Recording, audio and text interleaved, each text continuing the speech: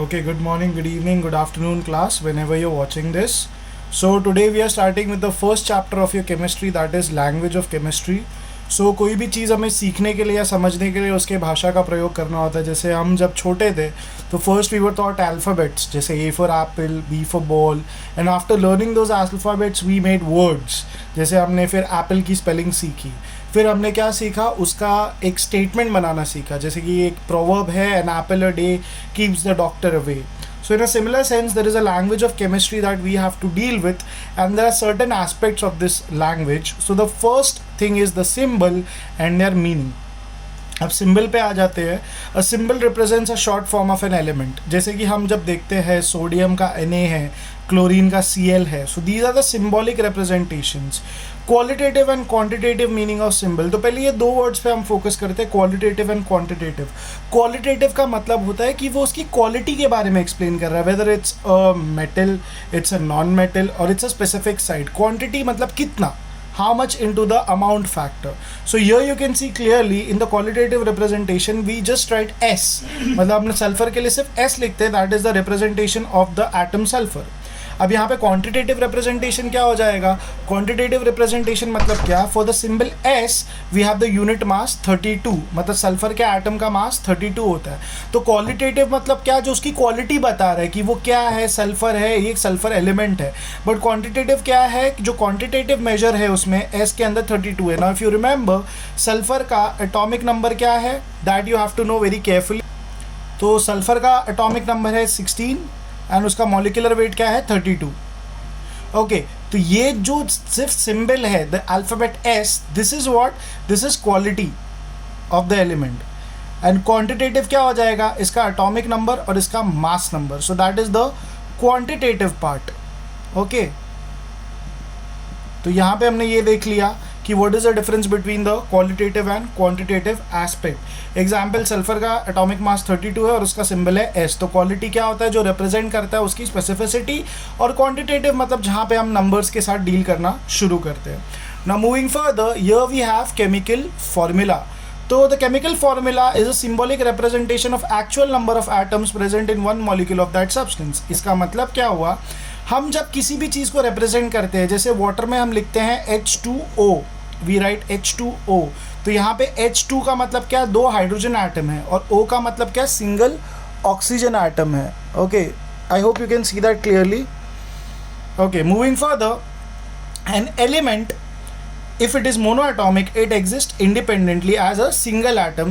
Here the symbol of the element becomes the molecular formula. For example, जो elements है वो monoatomic है, मतलब उनको molecule बनाने की ज़रूरत नहीं होती, वो खुद अपने हिसाब से stable है, तो वो हम क्या बोलते हैं, that is the monoatomic. For example, sodium हो गया, मैग्नीशियम हो गया, इनका symbol और molecular formula भी same आता है. बट कुछ एलिमेंट्स ऐसे होते हैं जो एग्जिस्ट करते हैं मॉलिक्यूल की तरह. For example, exist when an element exist as a molecule which consist of 2 और मोर एटम्स, मतलब इसमें 2 या उससे ज़्यादा एटम्स हो सकते हैं, then its molecular formula is the symbol of that element. मतलब जो मॉलिक्यूलर फॉर्मूला है वो उसका सिंबल होगा. And with the subscript on the right hand side representing the number of atoms. Subscript मतलब जो हम नीचे लिखते हैं. तो यहाँ पे आप क्लियरली देख सकते हैं फॉस्फोरस जो हमने एग्जाम्पल लिया है, फॉस्फोरस के एटम को, मतलब उसको एग्जिस्ट करने के लिए it has to combine with 4 other atoms to become stable. Hence the molecular formula is P4 as well as the atomic formula is also P4.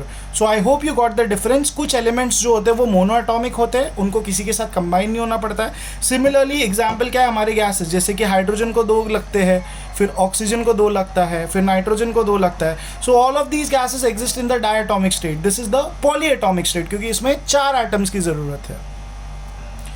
Now we come to the definition of a compound.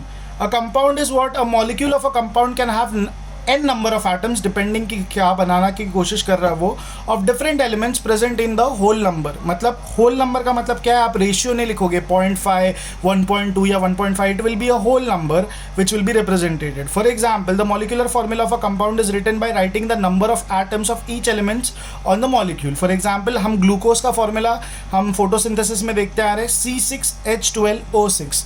तो इसका मतलब क्या हो गया कि ये molecule of glucose के अंदर 6 कार्बन एटम है, 12 हाइड्रोजन एटम है और 6 ऑक्सीजन एटम है. तो एक मॉलिक्यूलर फॉर्मूला की खासियत क्या होती है, ये अपने फॉर्मूला के थ्रू ऑल द रिप्रेजेंटेशंस हमें बता देता है कि इस एक स्पेसिफिक मॉलिक्यूल के अंदर कितने नंबर ऑफ एटम्स प्रेजेंट है और जो कितने मात्रा में कंबाइन हो रहे to give us that specific molecule.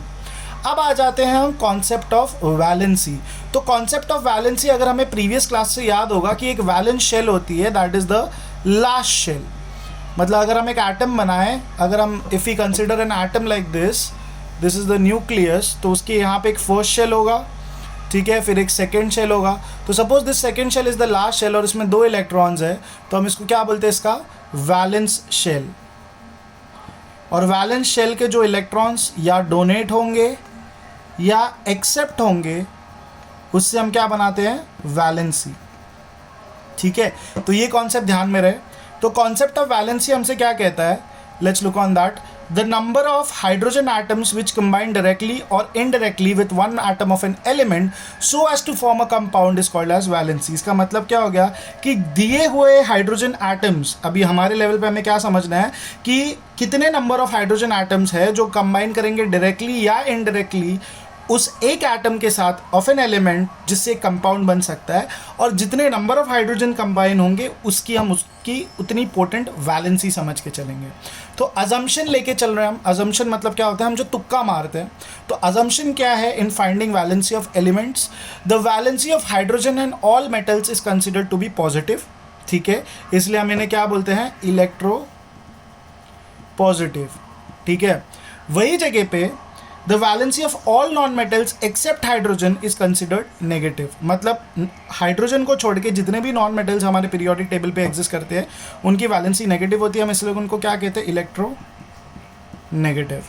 अब फाइनल डेफिनेशन जो थर्ड पॉइंट है यहाँ पे क्या मेंशन कर रहा है, as the molecule of a compound is electrically neutral, that assumption is made that total positive valency in its molecule is equal to the total negative valency। अब इसका मतलब क्या हुआ कि according to law of balancing of charges, the number of positive charges will also be equal to the number of negative charges। So in this lecture what we can conclude is we learned what is a symbol, कि एक symbol किस तरीके से काम करता है, क्या represent करता है।